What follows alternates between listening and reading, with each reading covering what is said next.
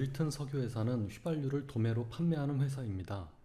회사는 유조차에서 주유소의 저장 탱크로 주입되는 과정을 매우 철저하게 관리했습니다.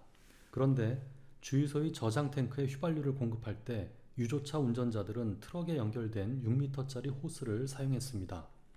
회사는 이 호스에 적지 않은 휘발유가 남을 수 있음을 알고 있었습니다.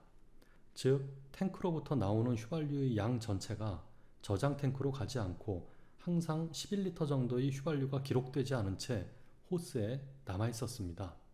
유조차 운전자 테일러는 이러한 시스템의 허점을 이용해서 사적인 목적으로 쓰기 위해 휘발유를 훔쳤습니다. 하루에 자신에게 할당된 휘발유 배달을 모두 마친 다음에 호스를 땅바닥에 길게 펴놓고 호스 안에 남아있는 휘발유를 빼냈습니다. 회사의 관리자들은 곧 그가 휘발유를 빼내는 것을 알아차렸습니다. 매일 테일러가 훔치는 휘발유의 가치는 대략 $5에 불과했지만 매일 누적되다 보니 그 양이 상당했습니다. 회사의 운영관리자 모리스는 테일러가 휘발유를 훔친다는 사실을 알았지만 명확한 증거를 잡을 수가 없었습니다. 모리스는 테일러를 잡기 위하여 덫을 놓기로 작정하였습니다. 모리스는 운전기사들이 근무 후에 옷을 갈아입는 탈의실 입구 의자 위에 회사 소유의 망치를 놓아두었습니다. 그는 테일러가 휘발유를 훔치는 인성을 가졌다면 아마 망치도 훔칠 것이라고 생각했습니다. 이 작전은 성공하였습니다. 테일러가 상의 속에 망치를 감추고 탈의실 문을 나오는 것이 목격되었습니다. 그는 보안요원에 자백을 한 후 즉각 해고되었습니다. 이 사례에서 비윤리적 행위가 나타난 원인은 개인일까, 환경일까? 직장 윤리 문제의 원인을 다룰 땐 무엇보다 개인과 제도에 대한 명확한 관점을 가져야 합니다.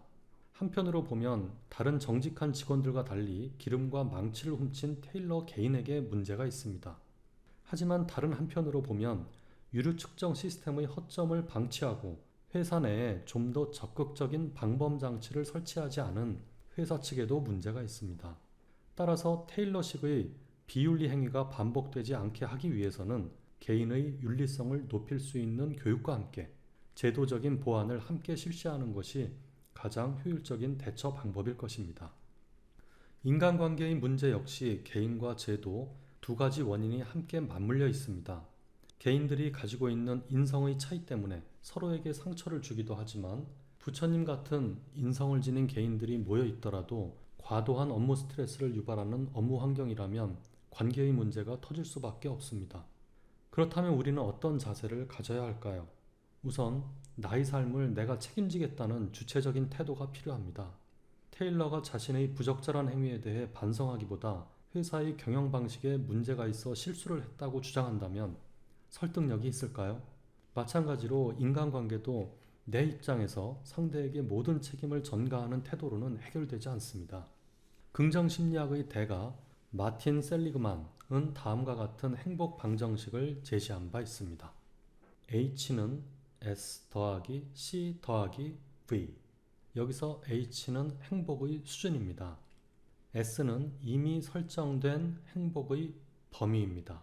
C는 외적 환경입니다. 돈, 결혼, 사회생활, 나이, 건강, 교육, 날씨, 인종, 성, 종교, 부정적 정서가 여기에 해당되죠. V는 내적 환경을 말합니다. 자율성, 즉 과거에 대한 만족도, 미래에 대한 낙관주의, 현재의 행복감 등이 여기에 해당될 것입니다.